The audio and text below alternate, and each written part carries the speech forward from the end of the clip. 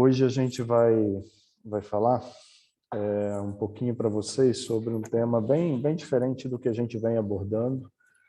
É um tema mais abrangente, que é o atendimento inicial ao paciente vítima de politrauma, tá? E vamos focar um pouquinho no final no paciente politraumatizado, no paciente com trauma abdominal, melhor dizendo, tá bom? O objetivo dessa aula não é que vocês saibam tudo sobre trauma, e sim que vocês tenham uma noção de como proceder no atendimento inicial, que é o que cabe desde o cidadão comum numa via de trânsito ao médico que está na unidade de pronto atendimento, ao socorrista, quer dizer, como se comportar inicialmente frente a um paciente vítima de politrauma, tá? Tem algumas medidas, algumas etapas, algumas condutas que a gente deve tomar, que são bem padronizadas e que não devem fugir disso. Senão, além de você não atender, não resolver o problema que o paciente apresenta, você corre um sério risco de causar lesão adicional, tá bom? Como palavras aí introdutórias, vamos dizer assim, é importante a gente dizer que o trauma deve ser encarado, e hoje isso é muito bem estabelecido, como uma doença, tá? Não é uma situação acidental, não é uma questão pontual, é uma doença de características aí até pandêmicas quase, né? Todos os dias, se vocês forem aos hospitais que atendem urgência e emergência, grande parte desses atendimentos, desses leitos hospitalares, são ocupados por pacientes vítimas da doença trauma, tá? Isso configura um problema de saúde pública, sem dúvida nenhuma, de proporções aí bastante graves, devastadoras, não só para o Brasil, mas para qualquer país do mundo, tá? Só para situar a gente, em 2010, cerca de 145 mil pessoas morreram no Brasil, vítimas de chamadas causas externas lá na notificação de óbito, né, que é exatamente vítima de trauma, tá? E o que é mais grave, talvez, que para cada uma pessoa que morreu, pelo menos 4 ficaram com sequelas graves, ficaram incapacitadas para exercer suas funções ao longo da vida, tá? Ou com um prejuízo muito grande no exercício de suas funções. Isso gera um custo absurdo para o sistema, não é só para o paciente, não é só para o governo, é para a família que tem que levar esse paciente quase que todo dia para fazer alguma terapia, para fazer uma fisioterapia, para fazer uma reabilitação, fonoaudiologia, entre outras situações. E lembrar o quê? Que é muito triste, mas é uma doença que acomete a faixa etária mais produtiva da sociedade. São adultos jovens, os principais vitimados pelo trauma, tá? Então, nas primeiras 4 décadas de vida. Quer dizer, aquela pessoa que está saindo de uma faculdade ou que está na faculdade, que vai começar a produzir para a sociedade, que vai deixar de gastar e começar a produzir, e ela entra no outro lado do sistema, aí sim, com dificuldade para a produção, tá? Lembrar que no trauma as mortes acontecem em 3 picos isolados, tá? Isolados não, separados, bem distintos. Primeiro, aqueles pacientes que vão a óbito imediatamente após o trauma. É o paciente que morre no local do trauma. São os acidentes mais graves, com lesão cardíaca, com lesão de base, de tronco encefálico, que levam ao óbito no local do acidente, tá?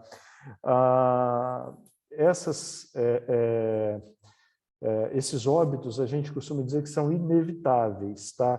Mas são aqueles óbitos que são evitáveis com políticas de educação, principalmente de trânsito e da sociedade como um todo. Então, isso daqui se resolve muito, se evita muito, com a blitz para a lei seca, com uma fiscalização adequada, com propagandas em meios de comunicação, orientando a população, principalmente a população mais jovem, de como se comportar, tá? Mas uma vez acontecido o acidente, essas mortes são quase sempre inevitáveis. São Situações em que o paciente pode estar muitas vezes na porta de um hospital para atendimento e aconteceu um acidente que ele não será salvo. Por quê? Porque tem uma lesão cardíaca muito grave, tem uma ruptura, uma desinserção de grandes vasos, como a aorta, por exemplo, e em minutos esse paciente vai a óbito, tá? Então não há tempo hábil para se atuar. O segundo pico dos óbitos acontece em poucas horas após o trauma, tá? Então, essas são ditas, sim, causas evitáveis, desde que você tenha um atendimento inicial adequado para esses pacientes. Então, aqui é que entra muito o treinamento das equipes de atendimento pré-hospitalar e dos médicos da unidade de urgência e emergência, tá? As horas iniciais, ali, ou a hora inicial, é chamada de golden hour, né? Quer dizer, aquela hora de ouro no atendimento do paciente traumatizado. O que você faz nessa hora inicial de atendimento reflete na sobrevivência nas próximas horas do paciente e reflete lá, depois de 2 a 3 semanas, no terceiro pico de óbito, que a gente vai ver daqui um pouquinho. Então, quais são as causas que levam o paciente a óbito nessas primeiras horas após o acidente ou após o trauma? Hematomas intracranianos, tá, que vão expandindo e levam a uma herniação do uncus, por exemplo, alguma coisa assim, e gera uma parada cardiorrespiratória, pneumotórax, obstrução de vias aéreas, choque hemorrágico, quer dizer, o paciente que está sangrando continuamente, entre outras. E um terceiro pico, tá, do óbito no paciente politraumatizado acontece dias após o trauma. Geralmente são aqueles pacientes que tiveram lesões muito graves inicialmente, que vão para uma UTI, que permanecem vários dias na UTI e que depois entram num quadro de infecção. Aí vem infecção pulmonar, vem infecção urinária, vem repetidas cirurgias abdominais, às vezes, até que se chega a um momento em que o paciente caminha para uma falência orgânica múltipla e, com isso, vai a óbito. Muito importante a gente lembrar que os óbitos nesse terceiro momento têm uma relação direta com o atendimento melhor ou pior na hora inicial de atendimento. Então, se eu tenho um paciente que tinha um sangramento e que eu rapidamente intervi e esse paciente não ficou hipovolêmico, não teve choque aqui no atendimento inicial, dias depois ele não foi politransfundido, ele é um paciente que não tem reações, por exemplo, à hemotransfusão maciça, e é um paciente que tem uma resposta inflamatória menor. Então ele morre menos. Tá? O que eu estou querendo frisar? O atendimento inicial do paciente politraumatizado, ele é fundamental que seja feito de maneira correta. E aí o que se percebe? Que a sistematização no atendimento torna o atendimento ao paciente politraumatizado mais padronizado, mais dinâmico e com índice menor de falhas no tratamento. Eu não esqueço de determinados pontos a serem observados quando eu tenho um segmento, quando eu tenho um atendimento vamos dizer assim, bem padronizado, bem sistematizado. Com isso, na década de 80, vou contar a história rapidamente para vocês, né? Talvez vocês já tenham ouvido. Houve um acidente aéreo nos Estados Unidos na década de 80, e no voo, era um voo particular, se encontrava um ortopedista, sua esposa e, salvo engano, 2 filhas. E o avião caiu, e esse ortopedista, no meio da confusão, tinha óbito, tinha pacientes gravemente feridos, ele observou que as equipes de resgate, cada um atuava por si, vamos dizer assim, naquela cena que já era por si só muito caótica. Então, a própria equipe de resgate tornava aquele ambiente já muito caótico ainda mais caótico, tá? Frente a isso, depois, foi bolado, então, esse sistema que a gente chama do ATLS, que foi proposto, né? Ele propôs, e o Colégio Americano de Cirurgiões abraçou a ideia, achou muito interessante, padronizou. O atendimento vamos dizer assim, a sistematização do atendimento no paciente politraumatizado, que a gente chama de ATLS, e que depois se desdobrou, e hoje a gente tem o PHTLS, que é o atendimento pré-hospitalar, tem o PAUS, que é o atendimento à vítima, ao paciente pediátrico especificamente, tudo isso buscando uma sistematização com definição de prioridades frente a paciente vítima de politrauma. Quer dizer, um paciente que tem múltiplos traumas, qual trauma eu abordo primeiro? Qual situação que ameaça mais rapidamente a vida desse paciente? Tá?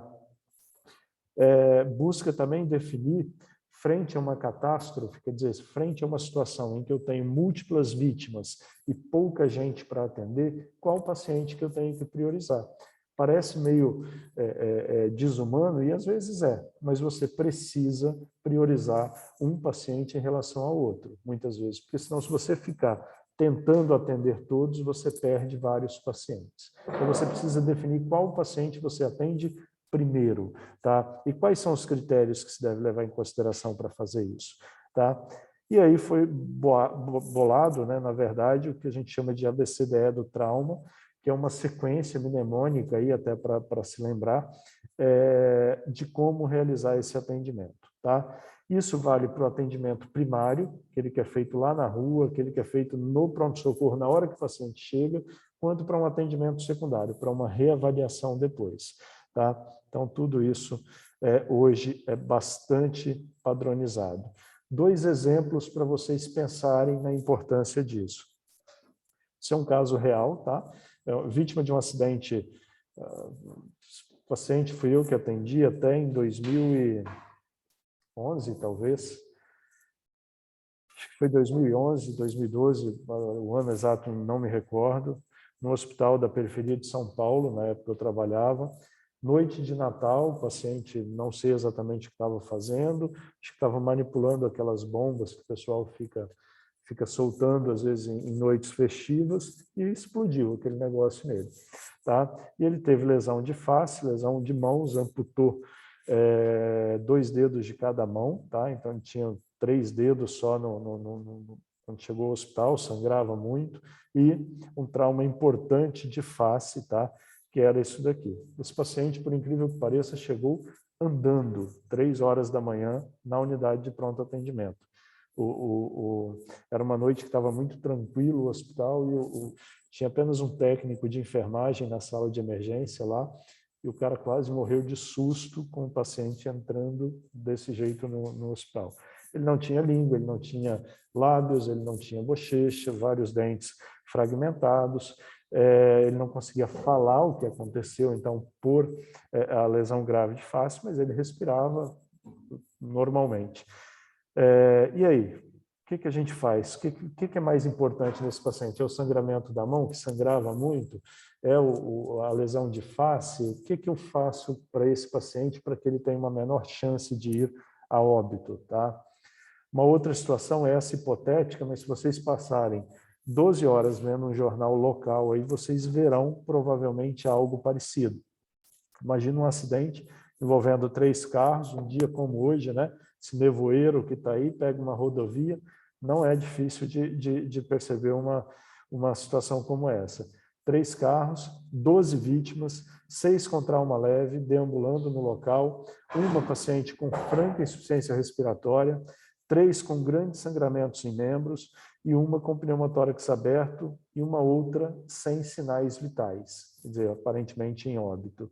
Você tem uma equipe, chegou lá, a primeira equipe da cidadezinha próxima chega ao local, que tem um médico, um enfermeiro e 2 auxiliares. Quem que atende primeiro? Qual é o primeiro paciente a ser atendido? Então, essa sistematização do atendimento vem propor uma sequência para esse tipo de situação para a gente. Tá? E como que o ATLS preconiza esse atendimento? Através do segmento do ABCDE do trauma, tá? Em que cada letra desse ABCDE refere-se a um nome, todos em inglês, para que você lembre da sequência de atendimento. Qual é a base racional para essa sequência, para esse ABCDE? você vai atender primeiro, atuar primeiro naquilo que leva o paciente a óbito mais rapidamente. Tá? Então, é aquilo que mata mais rápido. O que mata mais rápido uma pessoa politraumatizada? Via aérea. Então, é a primeira coisa a se fazer no atendimento. Segundo, B, é ventilação. O paciente não só tem que estar com a via aérea pérvia, mas ele tem que estar com capacidade de ventilar, de respirar, de fazer o drive respiratório e proporcionar uma troca gasosa. Terceiro, circulação, é o sangramento. Tá? Sangramento demora mais para levar o paciente a óbito do que uma obstrução de via aérea. Então, você primeiro atua na obstrução de via aérea e depois você vai atuar no sangramento. D, de alteração neurológica, tá? Então, é o paciente que tem, por exemplo, um hematoma intracraniano, algo nesse sentido. E o E, que é de exposição completa do paciente com controle de hipotermia, tá? A gente vai falar disso melhor depois.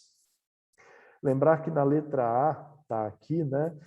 Sempre é obrigatório, junto com qualquer manipulação que você vá fazer no paciente, que você estabilize a coluna cervical desse paciente. Você não pode deixar o paciente lá movimentando o pescoço. Cerca de 2% da população vítima de politrauma tem lesão raquimedular. Tem lesão raquimedular não, tem lesão de coluna cervical. E isso pode levar a uma lesão raquimedular se você não estabilizar essa coluna cervical adequadamente. Por isso que se coloca, mesmo que o paciente diga, se coloca o colar cervical, mesmo que o paciente diga que está se sentindo bem. Coloque, quando chegar ao destino, ao hospital, aí ele vai ser submetido a uma reavaliação adequada e aí sim se retira o colar cervical. Tá? Como que é esse atendimento, né? Como que é a sequência? Sempre você vai avaliar, por exemplo, via aérea e reanimar a via aérea, se for o caso. Como que se avalia a via aérea de um paciente que chegou ao pronto atendimento? Pergunta o nome dele, se ele está consciente. Falou com você normalmente, esse paciente tem uma via aérea pérvia. Acabou, sua avaliação acabou ali. Não está falando, opa, você tem que observar. Se é um paciente que está com rebaixamento de nível de consciência, observa se ele não usa prótese, se ele não tem sangramento na cavidade oral, tudo mais. Resolveu a letra A, resolveu a via aérea, está pérvia, vai auscultar o pulmão, vai ver se ele tem alguma lesão de caixa torácica, que é a letra B. Tá? Resolve a letra B, depois vai resolver o sangramento. E assim por diante. Eu estava lá na letra C avaliando o sangramento e o paciente começou a ter uma respiração ruidosa, aparentemente está cheio de secreção na cavidade oral. Volta e resolve a letra A, porque aí você precisa resolver aquilo que leva o paciente mais rapidamente a óbito. Tá? Vamos falar rapidamente aqui de cada tópico desse, então, para ficar mais claro para vocês. Tá?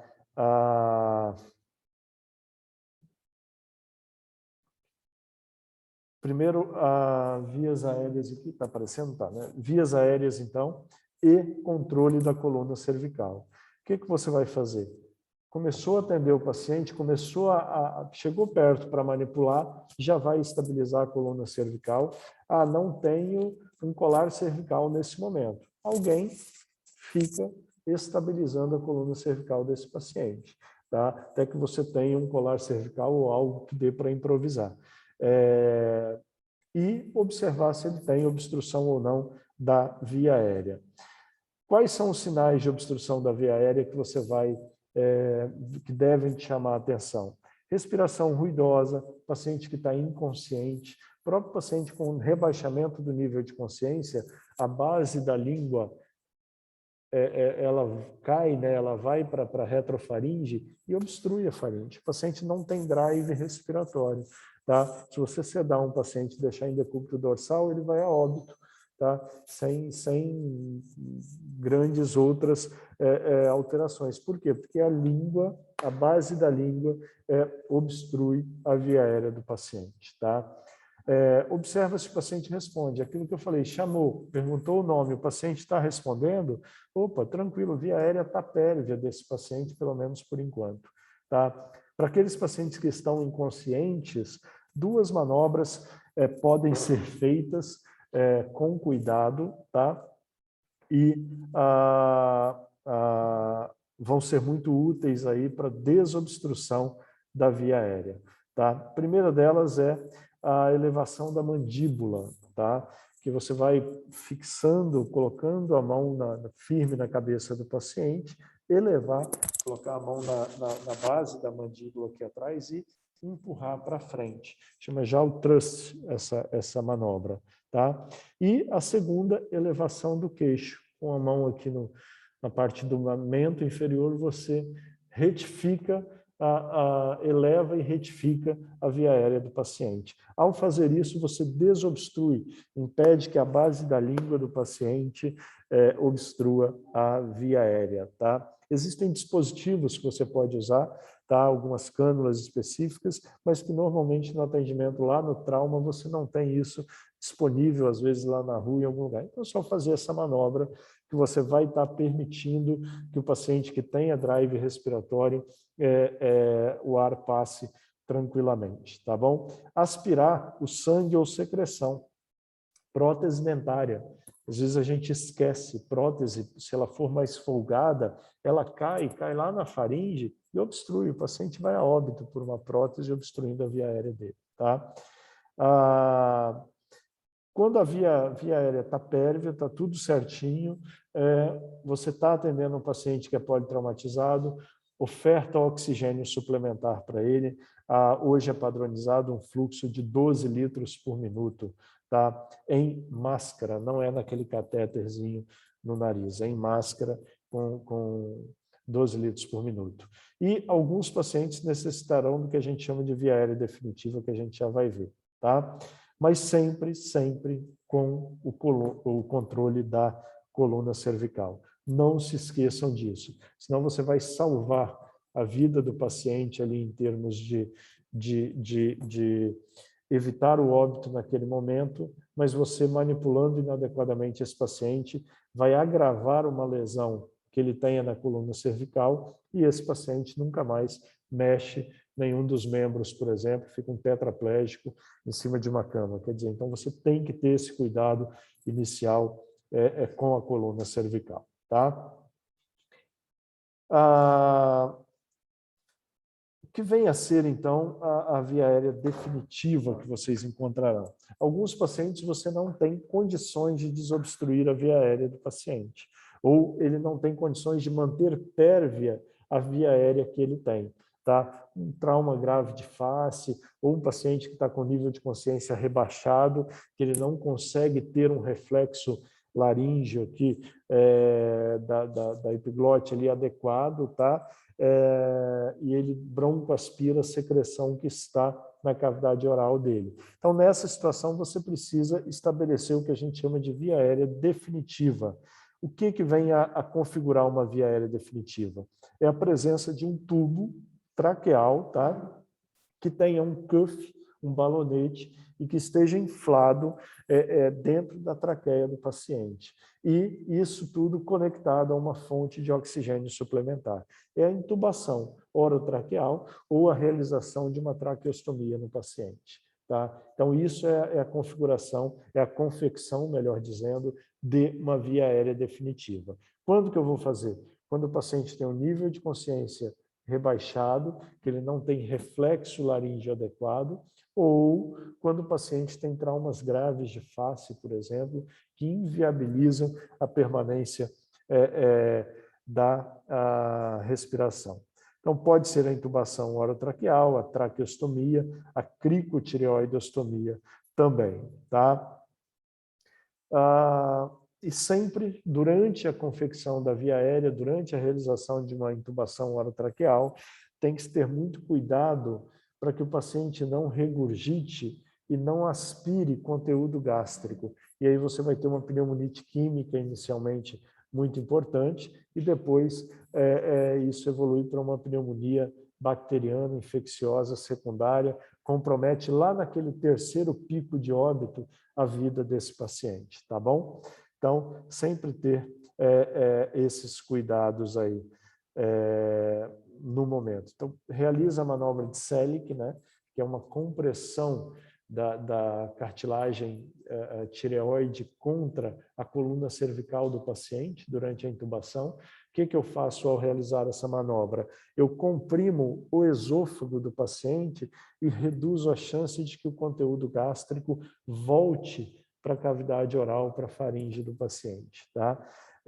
Evita a ventilação com ambu. Então, é completamente diferente uma intubação de um paciente que está lá na UTI há vários dias, ou de um paciente que vai ser submetido a uma cirurgia eletiva, que ele está em jejum adequado, que o anestesista fica lá 3 minutos ventilando com ambu antes de intubar, é completamente diferente da intubação do paciente vítima de politrauma, que é assim, se precisar sedar, você seda e intuba imediatamente esse paciente. Você não fica ventilando com ambu, nada disso, sob pena de o paciente broncoaspirado. Algumas vezes você vai ter a impossibilidade de intubação orotraqueal desse paciente, de colocar uma via aérea definitiva utilizando aí a intubação orotraqueal. E aí você vai em situação de urgência e emergência para uma cricotireoidostomia. O que é isso? Tá? É a confecção rápida de uma via aérea, fazendo-se uma incisão nessa membrana localizada entre a cartilagem cricoide e a cartilagem tireoide. Tá? Se vocês palparem vocês mesmos, vocês vão sentir a cartilagem tireoide mais proeminente. Deslizem o dedo um pouquinho abaixo, vocês vão sentir o anel da cartilagem cricoide e entre as duas uma membrana que dá para sentir. Tá? Sentindo essa membranazinha é o que você vai sentir no paciente também.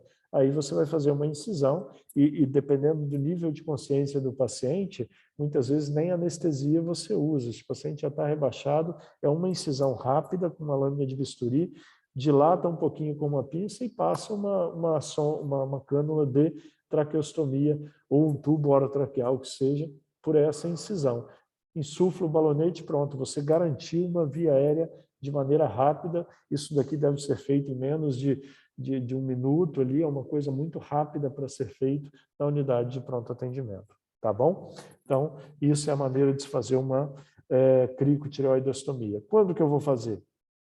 Quando eu tenho impossibilidade de intubação orotraqueal, um paciente que tem insuficiência, franca insuficiência respiratória, tá? No trauma grave de face, paciente como aquele que eu mostrei a foto lá que eu atendi, se você tentar fazer uma intubação orotraqueal vai ser catastrófico, porque você não consegue visualizar nada ali para baixo. Quando você seda o paciente, acumula um monte de secreção na retrofaringe, ele vai broncoaspirar um monte, você talvez até consiga intubar, mas depois de uma situação de muito risco para o paciente, com broncoaspiração e, mais uma vez, comprometendo a viabilidade dele, ele indo a óbito mais tarde.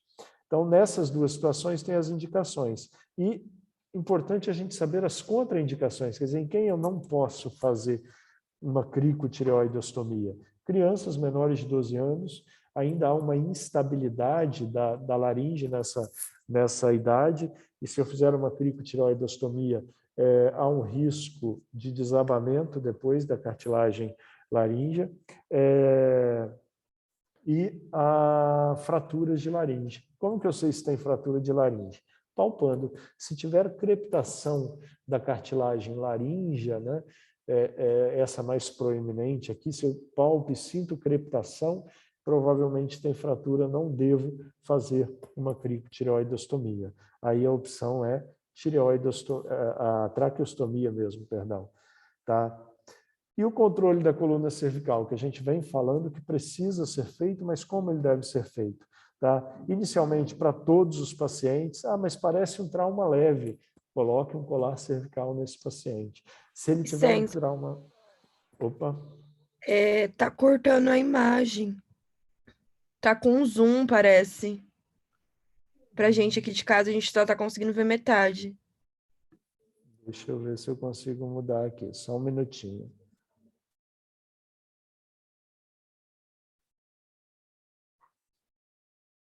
Vocês estão com o computador aberto na aula aí? Não. Não.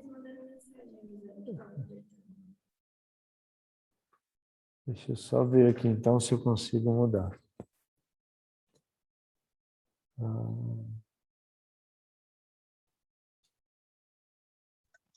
Ô, professor, só de você puxar um pouquinho do lado ali já melhorou.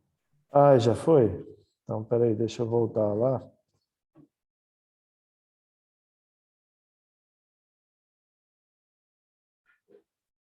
Parece Isso, normal? agora Perfeito, tá bom. Ah, perfeito. perfeito. Então, vamos lá, continuando. Obrigada. Nada que isso. É... Muito bem, então, como que a gente vai fazer a estabilização, né, o controle da coluna cervical? Inicialmente, para qualquer paciente. Aquele motoqueiro que caiu e que aparentemente fraturou um pé apenas, coloque um colar cervical nele. Por quê? Porque, às vezes, a dor intensa em outro local de lesão, entre aspas, disfarça uma dor, um trauma leve na coluna cervical. Às vezes ele tem uma fraturazinha de corpo vertebral, que não está doendo muito quando ele está parado ali, mas que com a manipulação pode deslocar um fragmento de vértebra, e esse fragmento de vértebra pode levar a um trauma raquimedular. Então, pode levar a um comprometimento da parte neurológica mesmo dele, e o paciente perder movimento de membros, enfim, ter alguma sequela grave. Então, inicialmente para todo mundo, preferencialmente com a colocação do colar cervical. Para o paciente que vai ser transportado, ainda tem aqueles anteparos laterais, junto com uma faixa de fixação. Então, o cara, mesmo que ele queira, ele não consegue se movimentar muito, tá?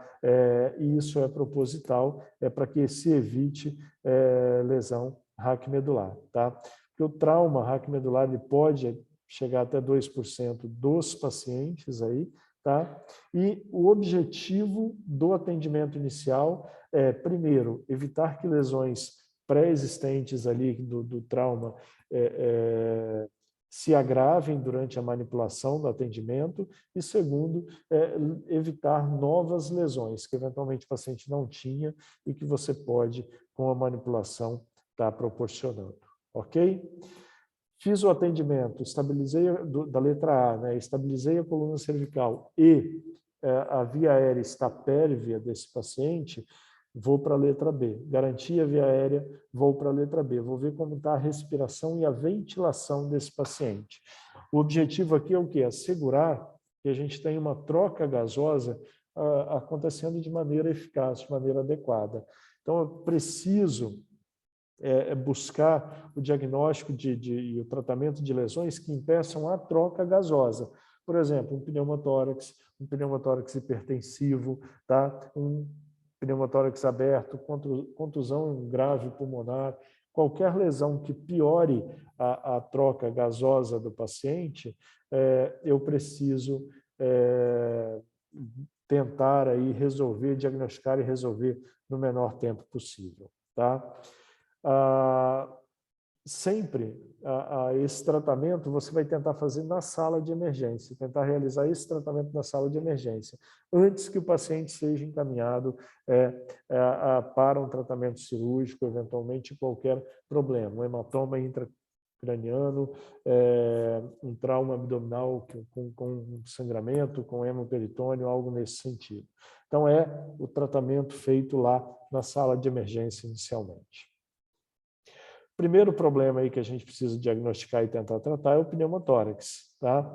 Pneumotórax que se caracteriza pela presença de ar entre as lâminas parietal e visceral da pleura, tá? Então, quando eu tenho ar nessa cavidade, eu tenho a presença de um pneumotórax. Isso pode ser espontâneo em alguns pacientes, tem algumas pessoas que têm a pneumotórax espontâneo, está andando na rua, sente uma dor torácica intensa e vai para o hospital e tem lá um pneumotórax espontâneo pela presença de bolhas subpleurais ali que acabam se rompendo, tá? E no paciente traumatizado, seja por um trauma contuso, com ruptura, com explosão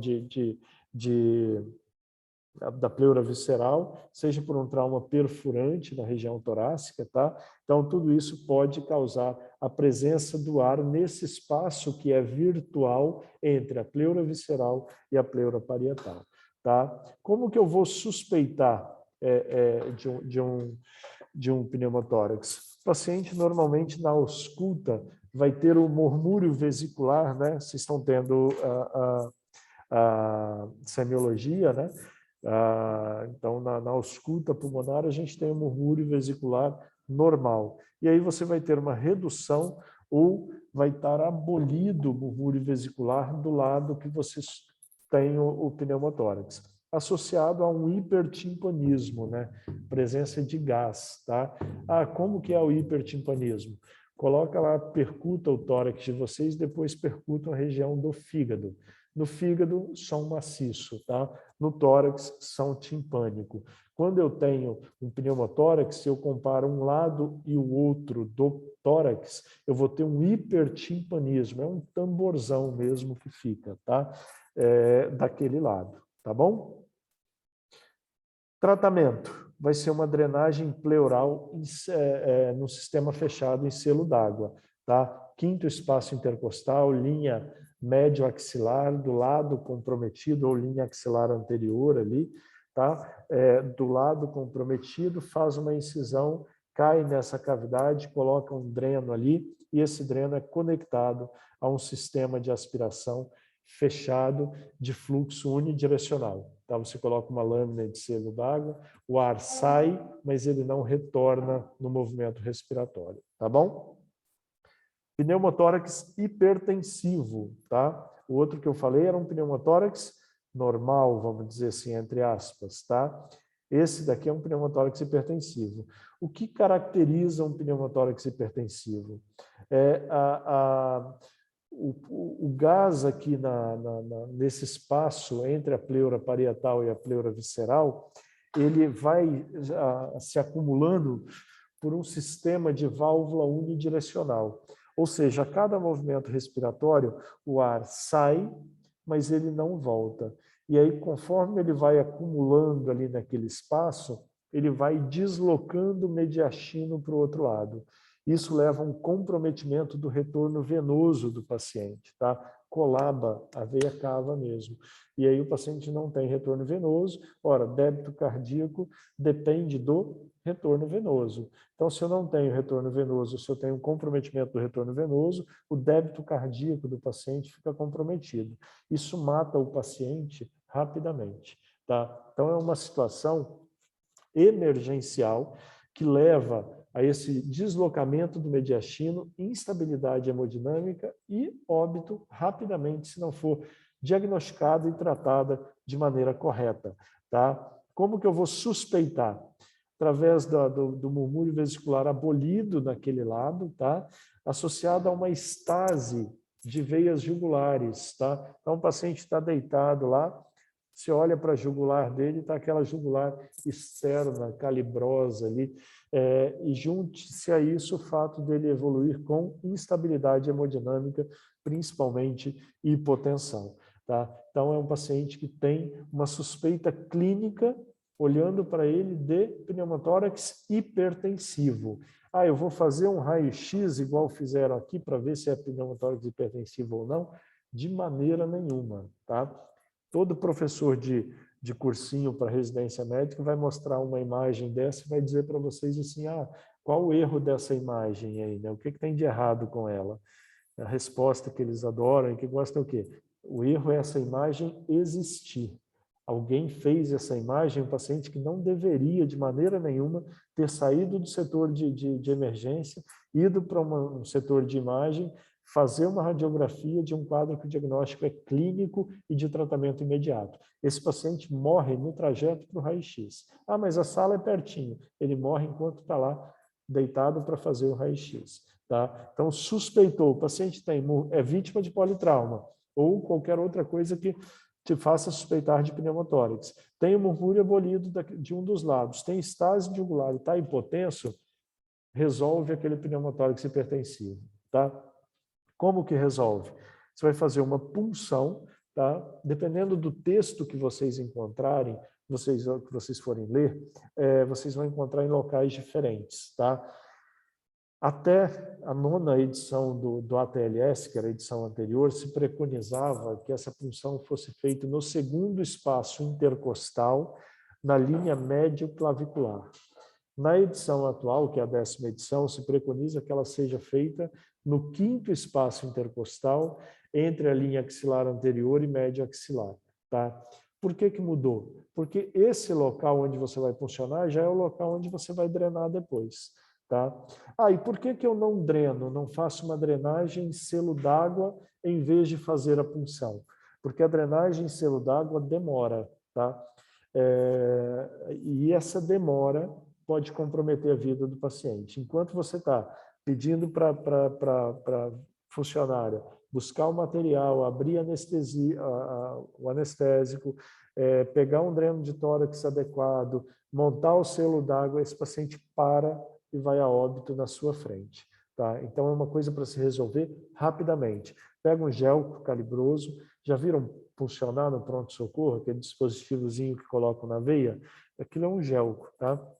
A Boccati, em alguns lugares do país, como aqui o pessoal conhece. A Boccati é uma marca, na verdade, mas ficou igual Bombril, né? Ficou conhecido, todo mundo conhece pelo nome. Então, pega uma Boccati desse, número 14, que é o mais calibroso que tem, vai lá, 5º espaço intercostal, linha entre a linha axilar anterior e a linha média axilar, funciona, tira a agulha, deixa só o dispositivo siliconado lá no local. Na hora que você puncionar, é igual puncionar uma bexiga, tá? Vai sair aquele ar de dentro da região. Pronto, resolveu a emergência do paciente. Aí você pode pedir o dreno de tórax, você pode fazer a antisepsia adequada, anestesiar, fazer tudo certinho e drenar esse paciente com calma, tá bom? Drenar um tórax para quem tem um treinamento adequado é muito rápido. Então, você drenar um tórax é muito rápido. O que demora? Juntar todo o material, fazer a antisepsia, colocar campo, isso demora. Drenar, colocar um dreno, é muito rápido, é menos de 1 minuto. Com 30 segundos você drena um tórax de uma pessoa, quem tem treinamento. Mas todo o processo ele demora. Então a indicação é puncionar, tá bom? Pneumotórax aberto, tá? O que é isso? Quando o paciente tem um trauma penetrante, tá?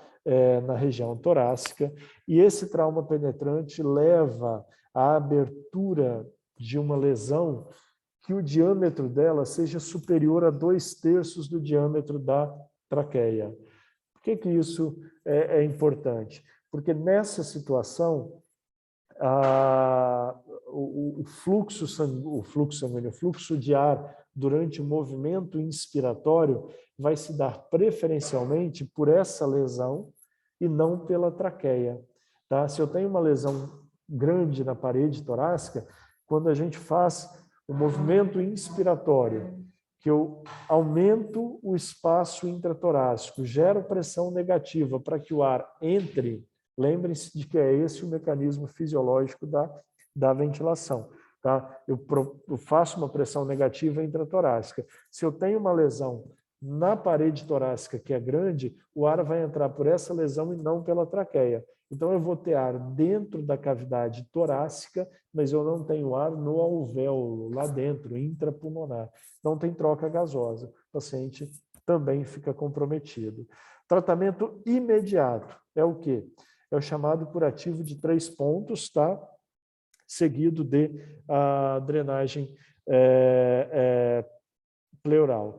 O que é o curativo de 3 pontos, tá, pessoal? Vou mostrar aqui para vocês, fazendo com o mouse aqui. Ó. Você vai pegar um dispositivo qualquer impermeável. O que é um dispositivo impermeável? Né? Um pedaço de sacola de supermercado, que seja, qualquer coisa, tá? Que seja impermeável, que não passe ar por ele. E aí você vai fixar em volta da lesão torácica. Nesse sentido, olha, aqui, aqui e aqui. A parte inferior da ferida, você vai deixar aberto. Por isso que se chama curativo de 3 pontos, tá? Qual é o objetivo? Quando o paciente fizer um movimento inspiratório, o ar que vai tentar entrar por ali, ele colaba esse plástico ali, esse dispositivo contra a pele. Não entra ar por ali, entra ar pela via aérea. Durante o movimento expiratório, o ar sai e é expelido por esse por essa parte inferior que você deixou aberta. Ah, se eu fechar todos os lados não fica melhor? Aí você tem um pneumotórax fechado, tá? Você vai ter um problema do mesmo jeito. Ah, e se eu colocar gaze? Não colaba, tá? A gente vê de vez em quando um curativo de 3 pontos chegando no pronto-socorro, bonitinho, todo feitinho assim, só que com gaze, por exemplo, ou com outra coisa. Não adianta nada, né? Por quê? Porque no movimento inspiratório, o ar passa pela gaze normalmente. Tem que ser algo impermeável, tá? Um pedacinho de sacola. Você coloca ali, pronto, resolveu. E por que a abertura tem que ficar para baixo? Porque senão ela vai se encher de secreção, vai descolar e ela não vai mais vedar na hora do movimento inspiratório, tá bom? Então tem que ficar para abertura para a parte inferior.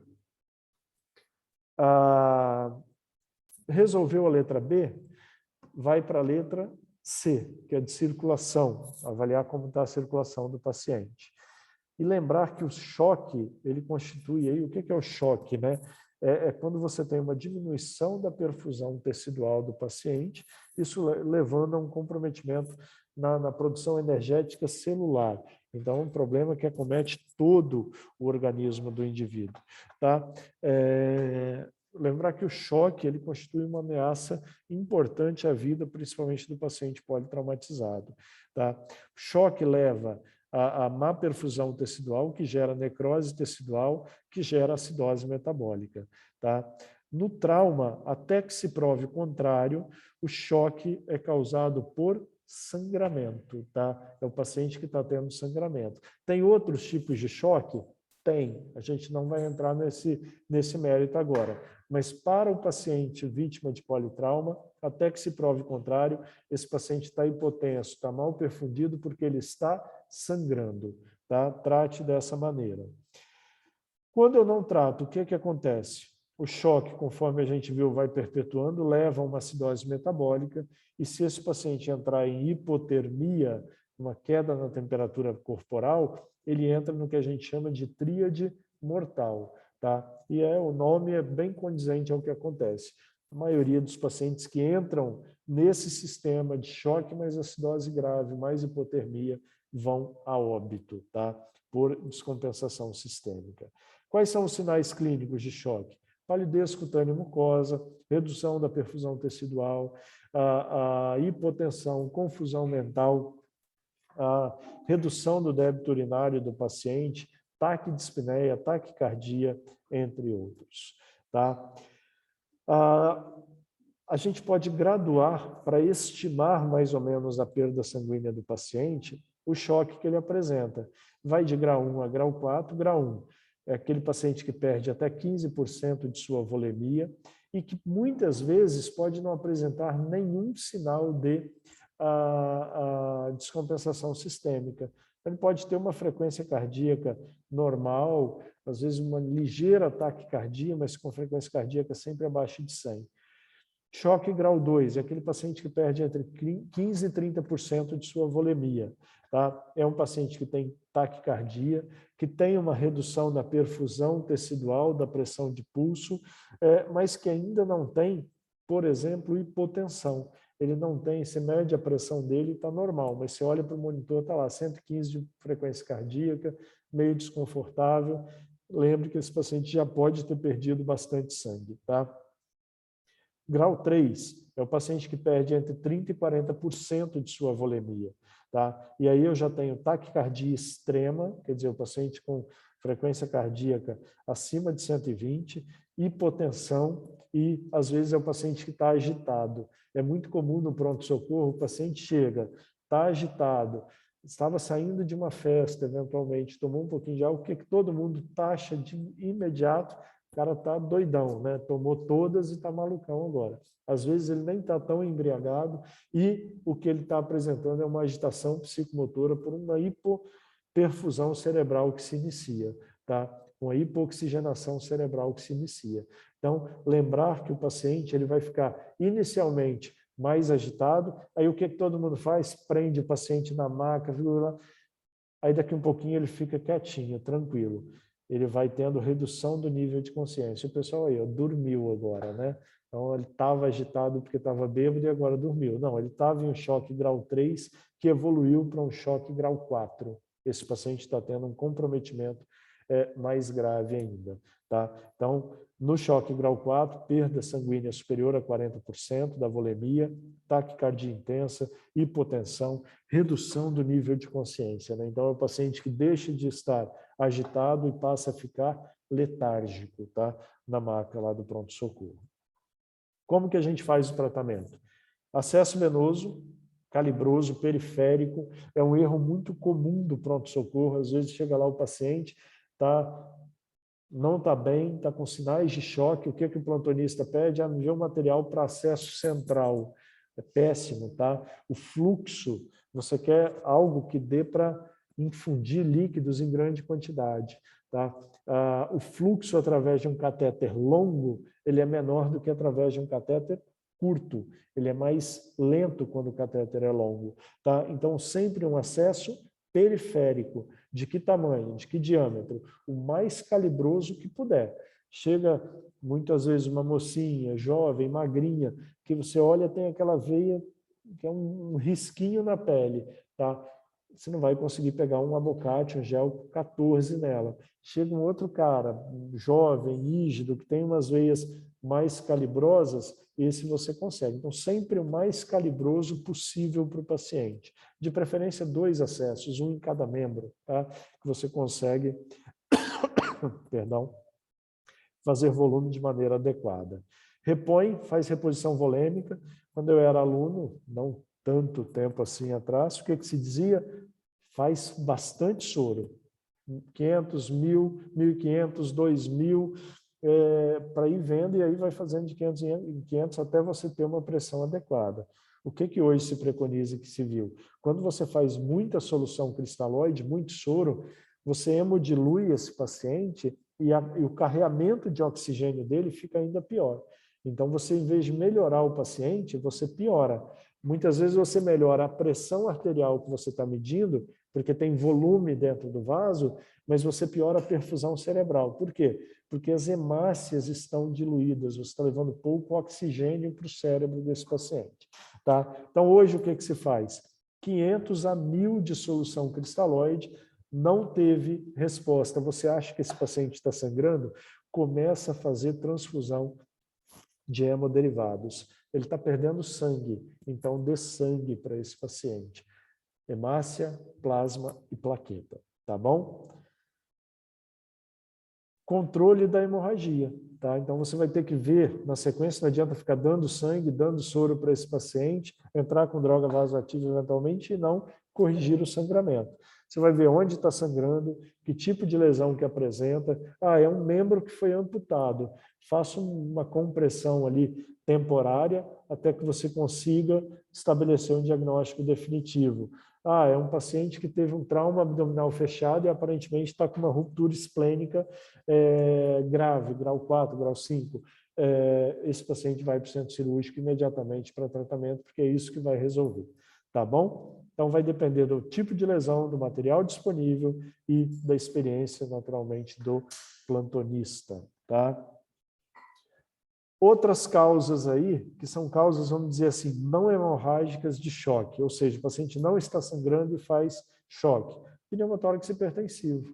Ele leva a uma má perfusão, por quê? Porque reduz o débito cardíaco, reduz o retorno venoso, reduz o débito cardíaco do paciente. Então, é uma causa de choque. O paciente muitas vezes simula um choque hipovolêmico. Tamponamento cardíaco. O que é o tamponamento cardíaco, gente? É quando eu tenho sangramento parecido com o pneumotórax, vamos dizer assim, só que lá no espaço pericárdio. É quando eu tenho um sangramento, um acúmulo de líquido entre o pericárdio visceral e o pericárdio fibroso parietal. Lembrem-se de quê? De que o pericárdio fibroso, o nome está dizendo, ele é inelástico, ele é rígido, tá? E aí, se eu tenho um sangramento, por exemplo, por um trauma perfurante cardíaco, algo nesse sentido, a cada diástole que o paciente faz, a cada sístole, sai um pouquinho de líquido, de sangue, para o espaço pericárdico. E na diástole, o coração já não consegue, vamos dizer assim, abrir tanto, dilatar tanto para receber o débito, o sangue do retorno venoso e melhorar o débito cardíaco. Então, a cada movimento sistólico, o espaço ao redor do coração vai sendo preenchido por sangue, tá? No caso aqui do trauma, e perdão, esse sangue vai reduzindo a capacidade de diástole do coração, porque o pericárdio fibroso ao redor, ele é inelástico. Isso faz com que rapidamente o paciente não consiga mais ter diástole. O coração não se dilata para receber o sangue oriundo do retorno venoso, tá? Isso leva a uma parada cardíaca, né, no caso aí, seguida de parada respiratória. Como que eu vou suspeitar disso? Existe a chamada tríade de Beck, tá? Caracterizada por hipotensão, igual pneumotórax hipertensivo, estase jugular, igual pneumotórax hipertensivo, e abafamento de bulhas cardíacas, tá? Então, eu vou tentar escutar lá o coração do paciente e é difícil de ouvir o som típico das bulhas cardíacas, tá? É aquele som mais abafado. É fácil fazer isso? De jeito nenhum. É fácil fazer isso no atendimento inicial lá na rua, quando está vendo o paciente, está passando ônibus, caminhão, tem 30 pessoas em volta querendo isso. Não é. O pessoal tem que estar com o ouvido treinado, tem que estar pensando no diagnóstico. Na sala de emergência é mais tranquilo? Também não é. Sala de emergência, às vezes chega 3, 4 pacientes ao mesmo tempo, é meio tumultuado. Tá? Então você tem que se concentrar e tem que tentar ouvir. Suspeitou? Uma coisa que pode se tentar fazer é a punção de Marfan, tá? Abaixo da região chifoide do paciente, você direciona uma agulha, vai introduzindo em direção à ponta da escápula esquerda do paciente, tá? Esse paciente deve estar monitorizado e você vai observando o monitor. Quando tem algum sinal de alteração eletrocardiográfica no monitor cardíaco, significa que você encostou ali no miocárdio ou no pericárdio visceral desse paciente. Recua a agulha um pouquinho e aspira. Veio sangue, é uma punção positiva. Tem, de fato, um sangramento ali, um hemopericárdio. Não veio, é negativo. Na prática, a gente faz isso muito? Não é tão fácil de ser feito, tá? O que se faz na prática? Muitas vezes os pacientes vão para a cirurgia e aí na própria incisão da laparotomia mediana, que esse paciente vai ter, a gente disseca, abre o diafragma ali um pouquinho, abre o saco pericárdico e olha se a gente está tendo ou não sangramento nesse espaço pericárdico, tá bom? É o que a gente chama de janela pericárdica, tá? Lembrar que outra causa de choque, que não é por sangramento, é o trauma contuso. Tá? Exemplo típico, paciente que bateu que não estava usando cinto de segurança, que bate tórax contra o volante. Tá? Esse trauma, às vezes, ele pode levar a comprometimento da função cardíaca, arritmias por trauma contuso. Choque neurogênico. Tá? Paciente com trauma raquimedular, por exemplo, perdeu os movimentos dos membros inferiores, não é só a parte motora que ele tem comprometimento. Ele tem comprometimento também, muitas vezes, da parte autonômica, que é o que mantém o tônus vascular. Então, esse paciente tem uma vasoplegia, uma vasodilatação de membros inferiores, que vai se caracterizar por hipotensão arterial. As extremidades dele, curiosamente, você vai achar, é um choque no paciente traumatizado. Então, ele vai estar com aqueles sinais clássicos de choque. Palidez cutânea mucosa, pele fria, extremidades bastante pálidas. Aí você olha, a extremidade está quentinha, está bem acorada, tá bem perfundida. Lembrar de trauma raquimedular, tá? E não tem taquicardia. É o paciente que vai fazendo hipotensão e que não faz taquicardia normalmente, tá? Como que trata isso daqui? Dando volume? Não. Você vai tratar dando droga vasoativa. O problema dele é que ele tem uma vasoplegia dos vasos periféricos, né? Ele tem os vasos muito dilatados, estão plégicos aí. E aí você vai dar um estímulo de droga vasoativa, como, por exemplo, noradrenalina para esse paciente em bomba. Rapidamente ele melhora, ok? Uma medida muito utilizada nos últimos tempos, né, muito se faz nos hospitais onde tem atendimento ao paciente traumatizado, é o uso do chamado FAST, que é uma ultrassonografia voltada para o trauma. Tá? É um exame ecográfico rápido. Se vocês forem ao hospital universitário aqui, lá na sala de emergência, eles têm um aparelho de ultrassom, o paciente chegou com trauma, o aluno do internato deles lá do HU, o residente, o plantonista, já pegam um aparelho e durante o exame físico do paciente, do atendimento, já vão lá e já fazem um FAST. Tá? Por quê? Porque é um exame rápido, feito à beira-leito ali, que não é feito pelo radiologista, é feito pelo plantonista, que tem como objetivo detectar a presença de líquido livre na cavidade peritoneal. É isso que eu quero fazer.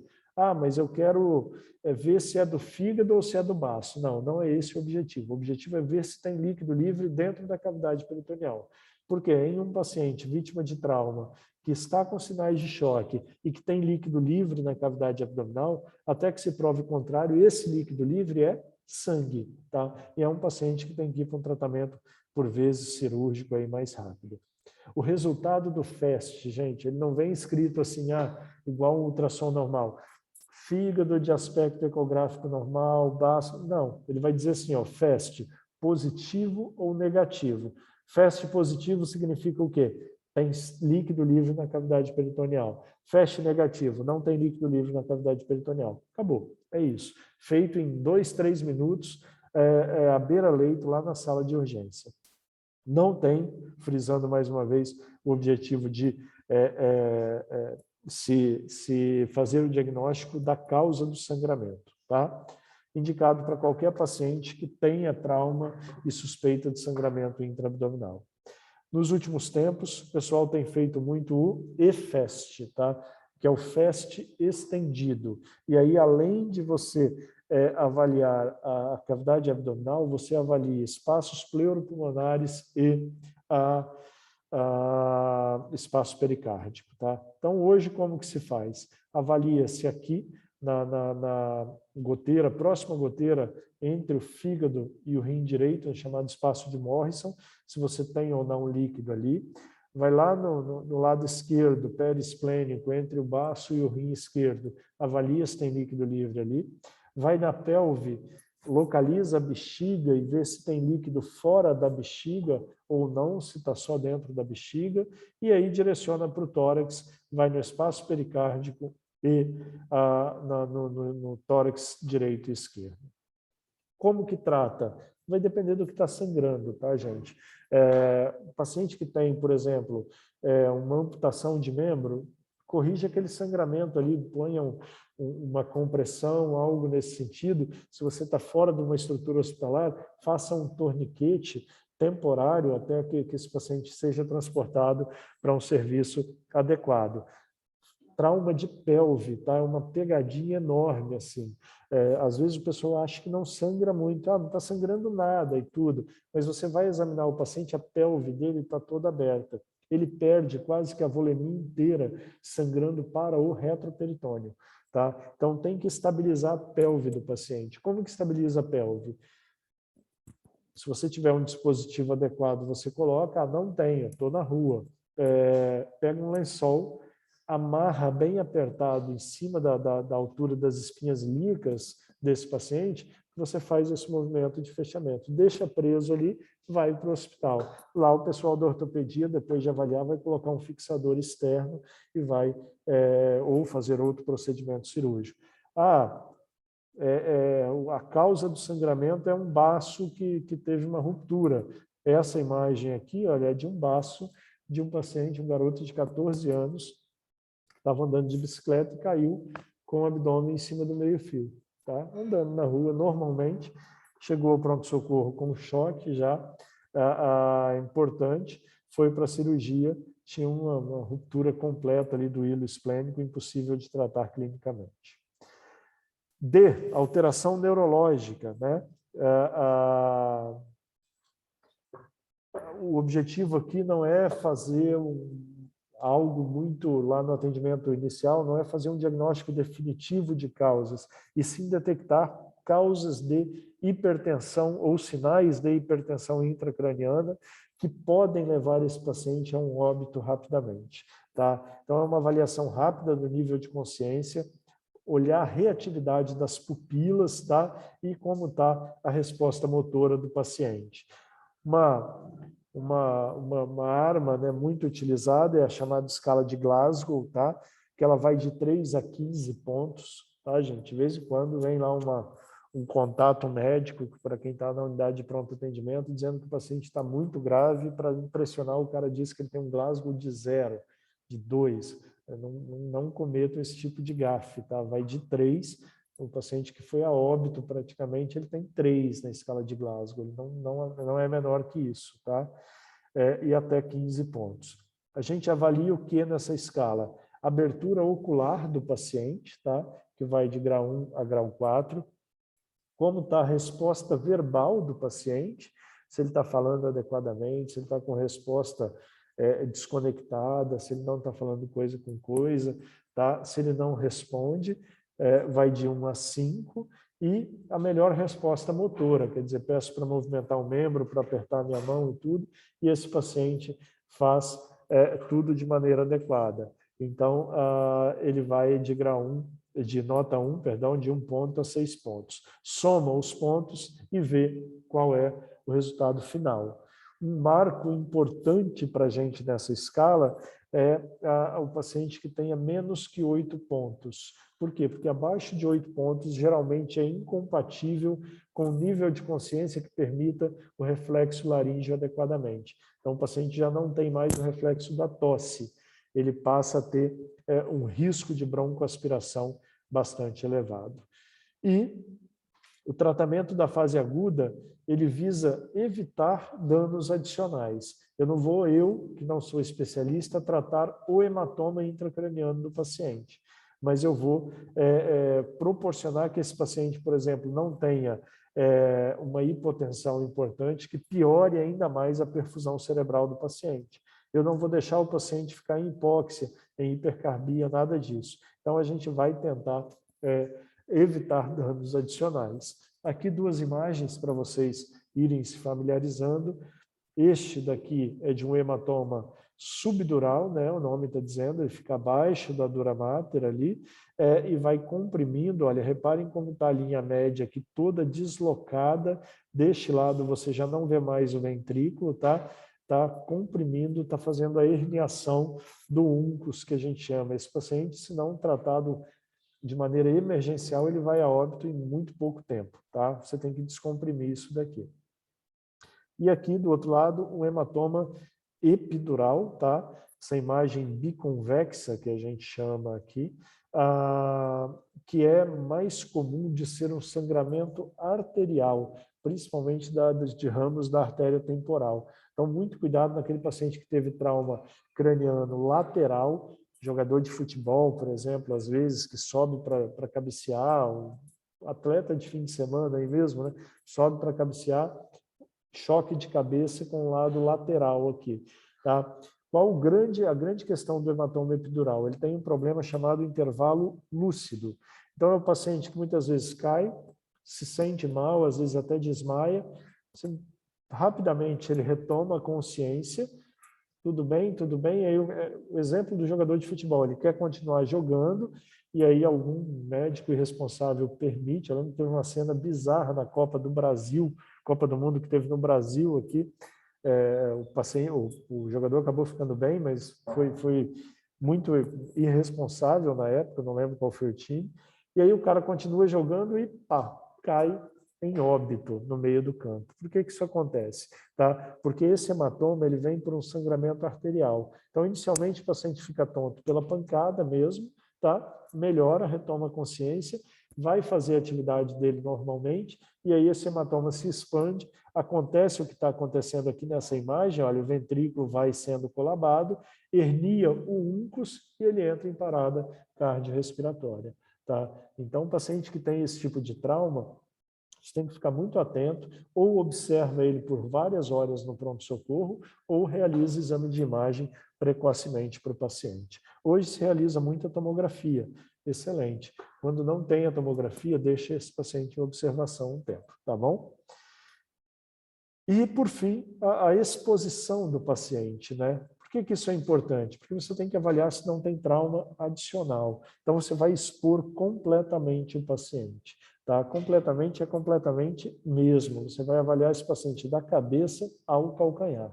Tem que avaliar a parte anterior, tem que avaliar lateral, tem que avaliar dorso, tem que avaliar região perineal, tá? Então, tudo isso é fundamental. Buscar se tem alguma lesão associada ou não, tá? Realizar, se o paciente tiver algum sinal de gravidade, ou se não tiver consciência, toque retal, se for o caso, toque vaginal, passar sonda nasogástrica, tá? Para descompressão gástrica, que pode levar a pior hemodinâmica por reflexo vasovagal, e realizar o que a gente chama de história ampla, tá? O que é história ampla? Ampla, que ao contrário do que posso sugerir, é um processo mnemônicozinho, tá? Checar, então, na letra A, se ele tem história de alergias ou não, o uso de medicamentos de uso contínuo, por quê? Porque às vezes eu tenho um paciente que está lá, você olha para ele, não, ele não está em choque, porque na aula, né, foi me dito que o choque grau 1, o grau 2 já tem taquicardia. E você olha para o paciente, ele está com 55 de frequência cardíaca no monitor. Então, não, ele não está em choque, é outra coisa. Só que aí você vai ver na história, ele usa beta-bloqueador, por exemplo. Tá? Então, esse paciente ele não vai fazer taquicardia, ele vai direto para a hipotensão. Tem que checar isso daí. Passado médico do paciente, tá? O que ele tem de doenças prévias, horário da última refeição, o que comeu, né? Isso é importante, principalmente se tiver alguma cirurgia prevista, e o ambiente do trauma. Né? Às vezes o paciente está bem, aí você vai perguntar para quem trouxe esse paciente, ou se ele tiver um nível de consciência adequado e conseguir te responder, ele te responde, mas normalmente é o socorrista que te dá essa informação. Vai perguntar, não, e aí, como que foi o acidente? Não, ele estava na rua lá, tranquilo, encostaram nele, ele caiu do lado e machucou a perna.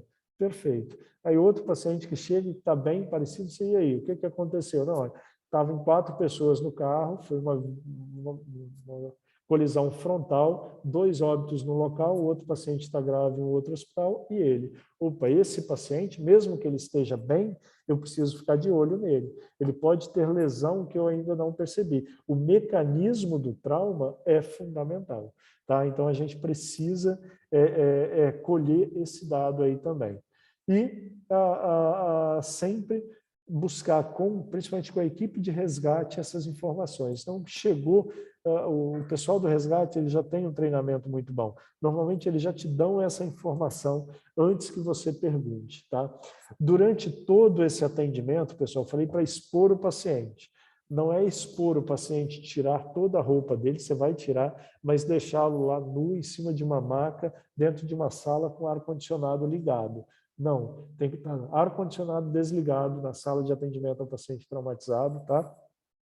E você tem que cobrir esse paciente adequadamente, tá? Tem que manter a eutermia desse paciente. Se ele entrar em hipotermia, lembra lá? Choque, acidose metabólica e o terceiro item é hipotermia. Então, se o paciente entra em hipotermia, você aumenta em muito a mortalidade dele, tá? Seja um trauma mais leve ou um trauma mais grave. Aqui mais rapidamente, né? Falar especificamente de trauma abdominal para vocês, tá? O abdômen é uma área muito grande, né? Muito extensa, então a gente vai ter aí frequentemente trauma abdominal associado nos pacientes politraumatizados. Podem ser lesões diretas ou indiretas de diversos órgãos aí, a gente pode ter. Lembrar sempre que o abdômen ele não se restringe ao que você olha com o paciente deitado em decúbito dorsal. Não é só a parede anterior do abdômen. Precisa avaliar flancos, precisa avaliar o dorso do paciente, tá? E precisa avaliar a região perineal, tá? A transição tóraco-abdominal, que vai ali do 5º espaço intercostal, no homem é mais fácil, né? A altura da linha mamilar até o rebordo costal inferior. Toda essa área a gente chama de transição tóraco-abdominal. Qual a importância disso, de conhecer isso? Eu tenho órgãos tanto torácicos, pulmão no caso, quanto, perdão, gente, quanto órgãos abdominais, tá? Nesse segmento. Então, eu preciso estar atento tanto para trauma torácico quanto para trauma abdominal, tá? E o mecanismo do trauma tem influência direta no tipo de órgão, em qual órgão será lesado. Se eu tenho um trauma contuso, é uma coisa. Se eu tenho um trauma penetrante abdominal, um ferimento por arma de fogo, por exemplo, é outra coisa.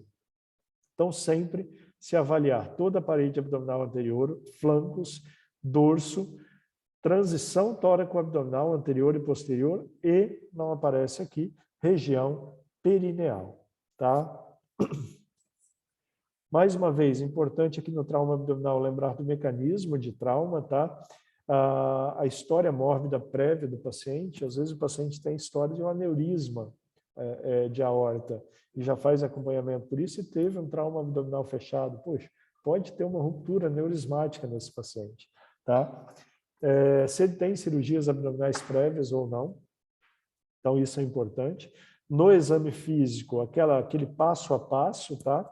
A gente não muda nada, então primeiro olha, depois ausculta, percute, faz uma palpação superficial, faz palpação mais profunda, e aí aqui você entra também com a avaliação da região perineal e, se possível, realiza o FAST ou lavado peritoneal.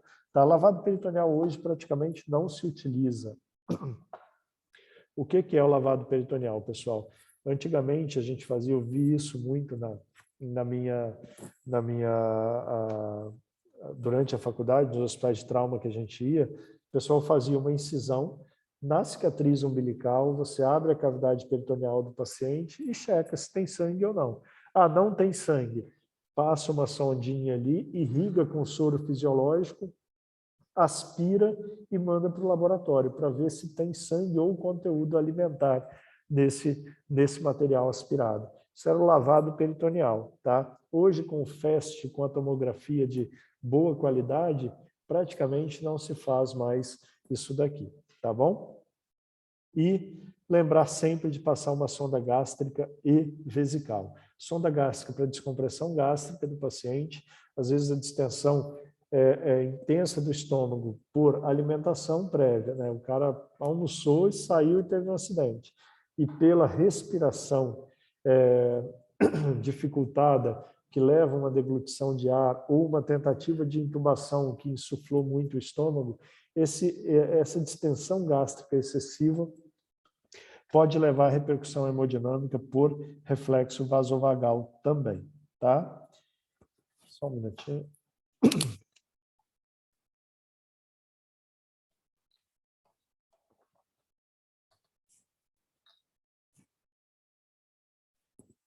Em termos de órgãos, vamos dizer assim, o baço é um dos órgãos mais lesados aí no trauma abdominal contuso, tá? Fica atrás só do fígado. É um órgão que tem uma função imunológica relevante, então a gente deve preservar o baço sempre que possível. É bastante conhecido de todo mundo já que os pacientes que fazem esplenectomia, que retiram o baço, podem ter sepse fulminante, principalmente por germes encapsulados, bactérias encapsuladas, tá? De forma que uma das medidas para se evitar isso é a vacinação contra esses germes que a gente faz de rotina para quem vai ser submetido ou quem foi submetido à esplenectomia. Tratamento não operatório, ou seja, não operar, ele é possível e deve ser feito mediante critérios clínicos aí com alto índice de sucesso. Quando que eu posso fazer o tratamento clínico? Quando eu tenho pequena quantidade de sangramento de hemoperitônio, dependendo do grau de lesão esplênica, né? Então, se eu tenho uma lesão que comprometa o hilo ou que seja uma fragmentação muito importante do baço, não vai ser bem sucedido o tratamento.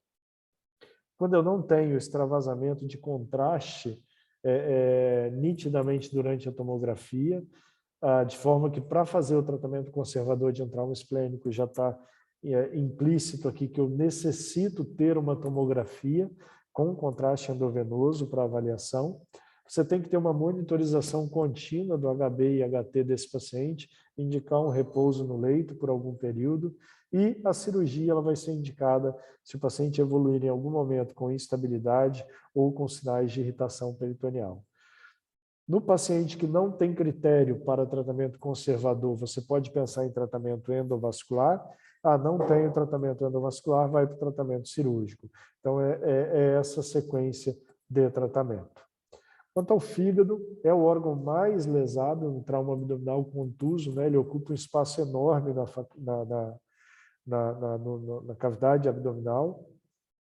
E o tratamento do fígado, diferente do baço, para a grande maioria dos casos, a gente indica um tratamento conservador. Não se sai fazendo hepatectomia para todo mundo que tem trauma hepático. Tá? A estabilidade hemodinâmica é o principal critério. Se o paciente está estável, a gente mantém o tratamento clínico. Não pode ter peritonite também. E não pode ser politransfundido, geralmente menos de 2 concentrados de hemácias aí. E se o paciente tem lesão concomitante de outros órgãos, naturalmente o sucesso do tratamento conservador ele vai reduzindo. Se eu tenho um paciente com trauma de fígado, é uma coisa. Se ele tem de fígado e de baço, é outra coisa. A chance de sucesso é bem menor. Trauma renal, tá? Na maioria das vezes é passível de tratamento conservador também. Você não precisa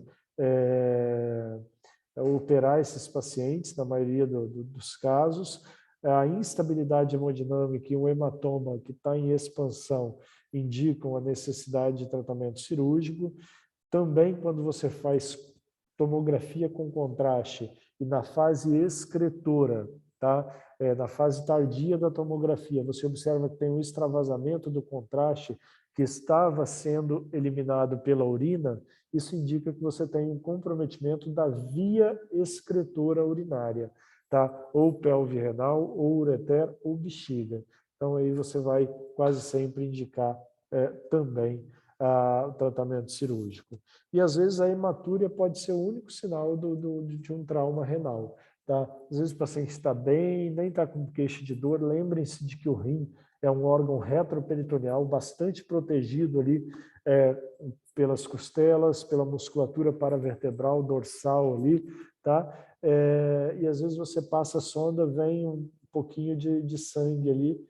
Lembre-se de que pode ser um trauma renal. Então a tomografia ela é importante para avaliação adequada. Pâncreas, ele é mais comumente lesado nas lesões penetrantes do abdômen, tá? É muito comum que tenha lesão concomitante com outros órgãos, né? A faca, vamos dizer assim, não passa entre as alças e vai lesar só o pâncreas. O tiro não passa e vai pegar só o pâncreas. Normalmente faz um estrago anterior ali até se chegar ao pâncreas, tá? A maioria dos pacientes vão caminhar para uma laparotomia por essas outras lesões associadas. No trauma contuso, quer dizer, o paciente que tem um trauma abdominal fechado, por exemplo, o tratamento conservador ele acaba sendo mais indicado. E a CPRE pode ser uma alternativa quando você tem pacientes com lesões do ducto pancreático, tá? Você pode fazer uma CPRE com passagem de prótese ou a própria papilotomia que reduz a pressão ali ao nível da papila e favorece a drenagem pela via entérica e não por eventualmente um extravasamento de conteúdo pelo ducto pancreático, tá? Uma situação frequentemente utilizada é o que a gente chama de damage control, ou controle de danos, né? O que é isso? Às vezes você chega, o paciente está tão grave que ele vai para o centro cirúrgico, ele tem lá um trauma hepático importante, um trauma esplênico, um trauma entérico, um hematoma gigante na pelve, alguma coisa assim, e você, para tentar resolver de maneira definitiva o problema que está levando ao sangramento desse paciente, você gastaria um tempo precioso em um paciente que está muito grave. Então, o que é que se faz? Você coloca, por exemplo, compressas em volta de um fígado sangrando, você não faz anastomoses quando você fez a enterectomia por lesões múltiplas de alças, você faz um procedimento curto, mais rápido possível, deixa esse paciente ali com compressas na cavidade e encaminha esse paciente para a UTI para que seja tratado o choque, para que seja revertida a acidose metabólica, para que esse paciente saia da hipotermia e aí depois, com o paciente melhor clinicamente, 24, 48 horas no máximo depois, ele volta para o centro cirúrgico com uma equipe adequada, tá? Todo mundo bem preparado, sabendo tudo o que precisa fazer, e aí você faz uma cirurgia definitiva nesse paciente. Tá? Então, isso é o damage control. Tá? Tem critérios para fazer? Sim, tem critérios bem objetivos, tá? Mas resumindo para vocês paciente com politrauma grave, que tem risco imediato de ir a óbito, principalmente quando ele entrou naquela tríade mortal.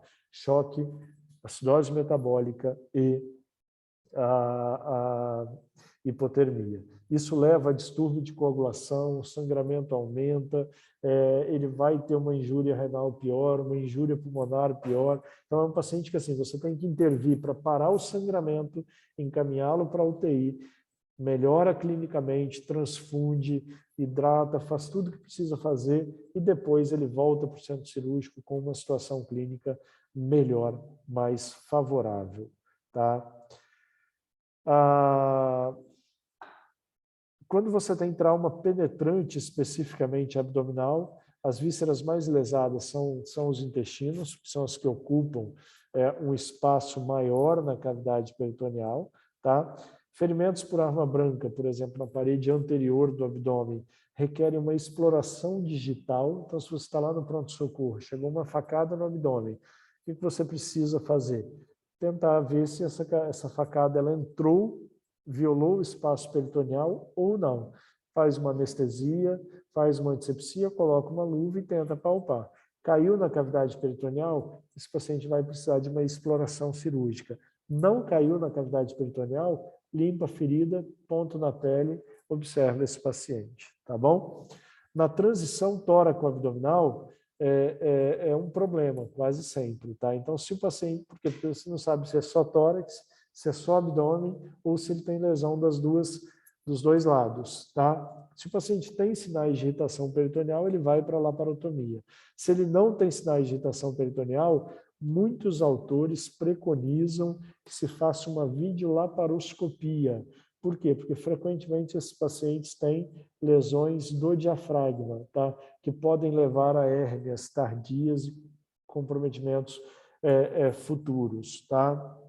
Nos ferimentos por arma de fogo, aí a exploração cirúrgica ela é mandatória. Tá? Você não vai ficar tentando ver se o tiro entrou ou não na cavidade abdominal. A não ser que seja nitidamente tangencial, aí você pode fazer uma laparoscopia, por exemplo. Mas não é seguro que você, principalmente se forem vários projetis, que você fique tentando ver se numa tomografia teve ou não violação da cavidade peritoneal. Certo? De trauma, hoje a gente tem as chamadas indicações aí, da laparoscopia no trauma, ferimentos por arma branca na transição tóraco-abdominal e ferimentos por arma de fogo tangenciais à parede abdominal são indicações absolutas, ou seja, se você dispuser da laparoscopia, faça a laparoscopia nesses pacientes. Outras indicações, algo que poderia ser adotado, ferimentos por arma de branca da parede anterior, que teve violação da cavidade peritoneal. Nem sempre é muito fácil, tá? Porque o que eu quero ver? Eu quero ver se o paciente teve ou não lesão de alça intestinal, tá? Quando eu vou fazer essa laparoscopia. E aí eu preciso, por laparoscopia, percorrer ali os 6 metros de intestino que esse paciente tem.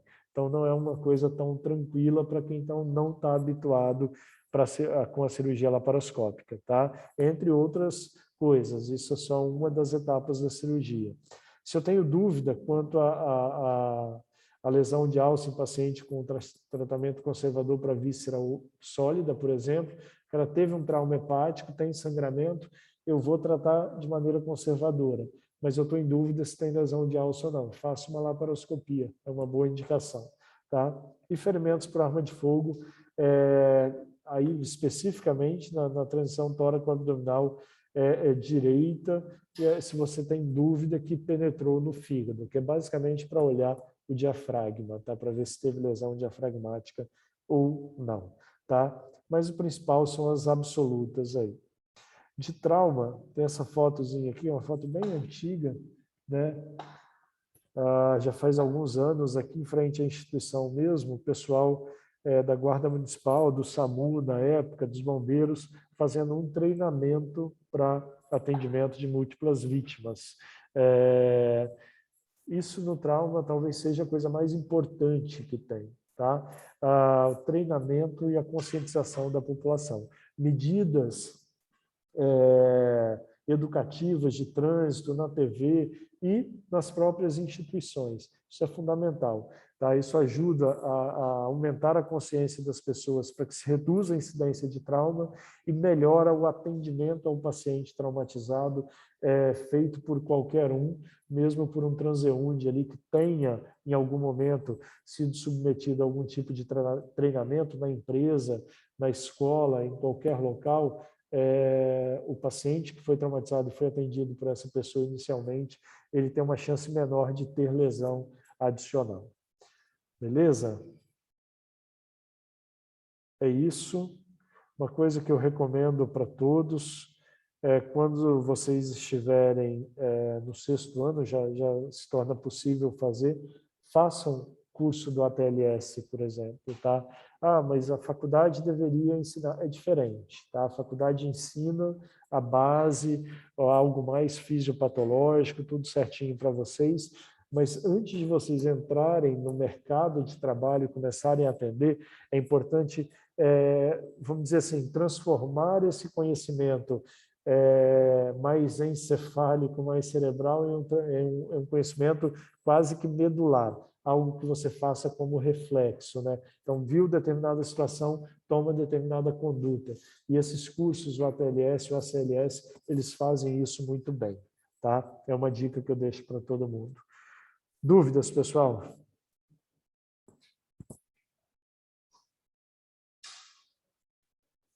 Oi. Isso. Quando é a semana de prova de vocês? Dia 8?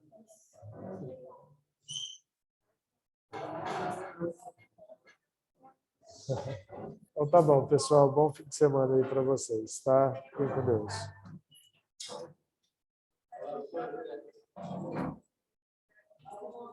Você falou o quê?